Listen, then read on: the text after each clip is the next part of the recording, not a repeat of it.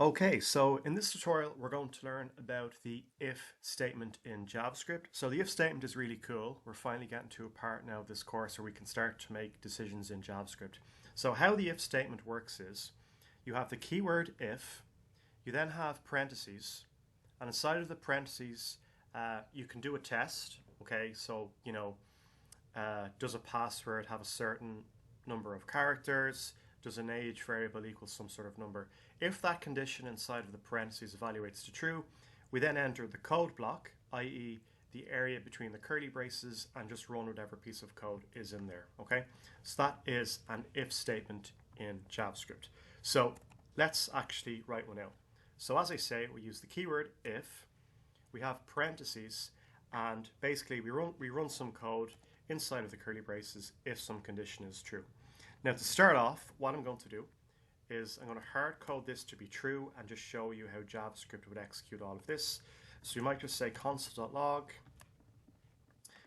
I am some text, if I can spell correctly, before the if statement.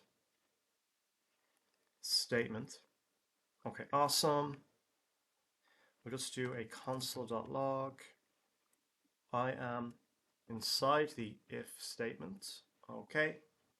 And then just after the if statement, we'll just do a console.log I am running after the if statement. Okay, so let's just have a talk about this. Well, on line 12 here, because I've all this comments up here, on line 12, we're just logging out to the console. I am some text before the if statement, okay? So JavaScript is going to run or execute that.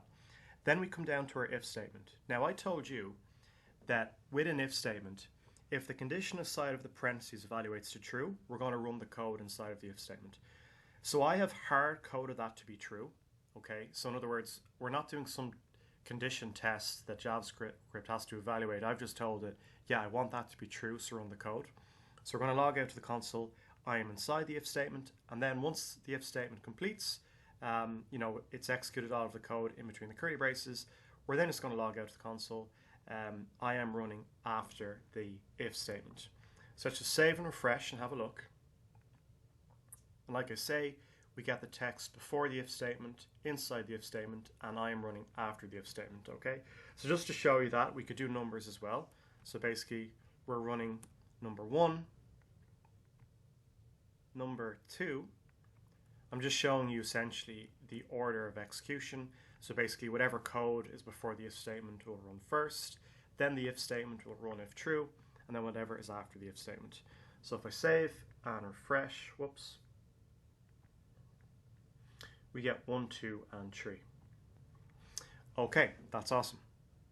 Right, now, instead of just doing that, what I want to do is let's actually just do some sort of test, okay? So let's just say,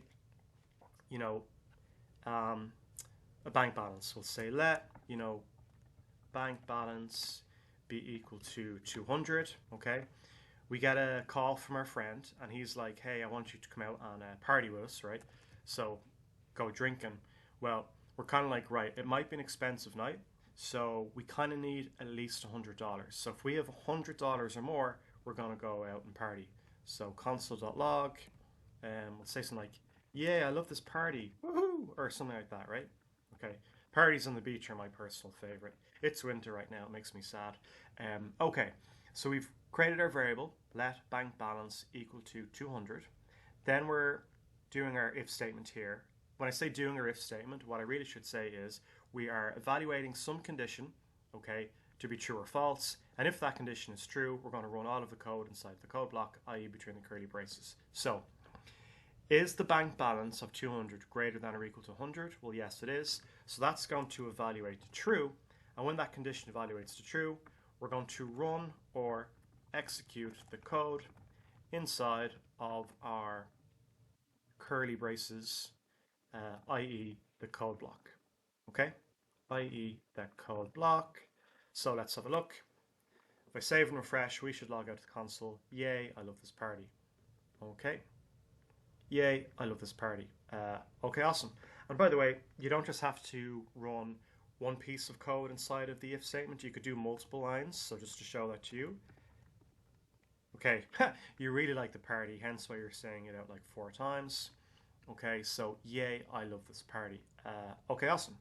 Okay, so another thing you can do, by the way, is this is kind of cool with Visual Studio Code. If I hard code that to be false, okay, notice how like it's kind of grayed out all of the text. It's basically saying that this code is not going to run. Okay, so it has here unreachable code detected, i.e. that code will never run because the condition evaluates to false. Okay, awesome. Now, we'll do another basic example of Jessica's age or something like that, and then what we'll do is we'll just do check to see if a password is greater than a certain number of characters, right? So remember previously I was talking about letting people into our nightclub. Well, now we can do an if statement to check to see if that's true. So we can say let Jessica age, remember Jessica from earlier? Well, she's 32. Oh no, it's her birthday. She's 33 now. Happy birthday, Jessica. Okay, great. Now we're going to do our if statement. We're going to say if Jessica age is greater than or equal to 21, we want to let her into the nightclub. So we can just log out of the console. Welcome to the club. Have a great night.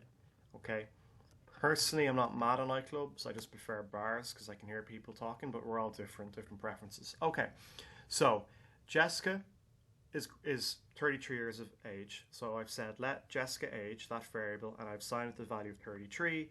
So we have assigned the variable called Jessica age a value of 33 of type number. Then here we're doing our if statement, okay? So here's the condition. Here's our check. So do you think this evaluates to true? Well, yes, it does, right? Think about it. Jessica age is 33, okay? So is 33 greater than or equal to 21?